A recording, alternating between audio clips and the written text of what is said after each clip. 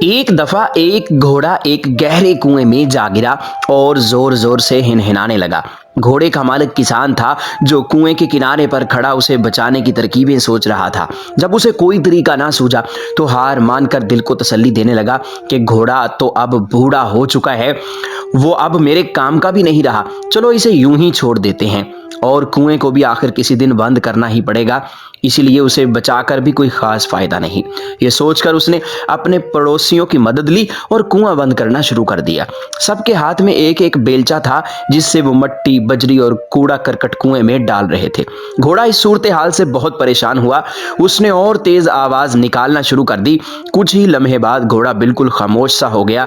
जब किसान ने कुएं में झांका तो ये देखकर हैरान रह गया कि जब जब घोड़े के ऊपर मट्टी और कचरा फेंका जाता है, तब तब वो इसे झटककर अपने जिस्म से नीचे गिरा देता है और फिर गिरी हुई मट्टी पर खड़ा हो जाता है। ये सिलसिला काफी देर तक चलता रहा। किसान अपने पड़ोसियों के साथ मिलकर मट्टी और कचरा फेंकता रहा और घोड़ा उसे अपने बदन से हटा हटाकर ऊपर आता गया और देखते ही देखते कुएं के ऊपर तक पहुंच गया और बाहर निकल आया। ये मंजर देखकर किसान और उसके पड़ोसी सकते में पड़ गए। उनकी हैरानी काबिले दीद थी। इस गैर मुतवक्के नतीजे पर वो घोड़े से भी बढ़कर मुजस्समा हैरत बने हुए थे।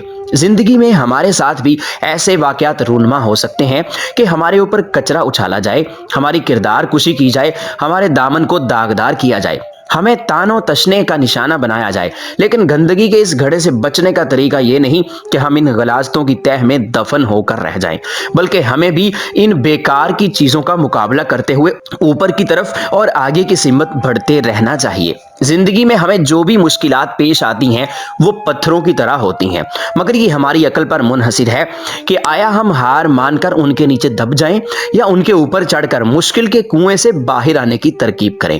खाक डालने वाले डालते रहें, मगर पुरअज़म इंसान अपना रास्ता कभी नहीं बदलता।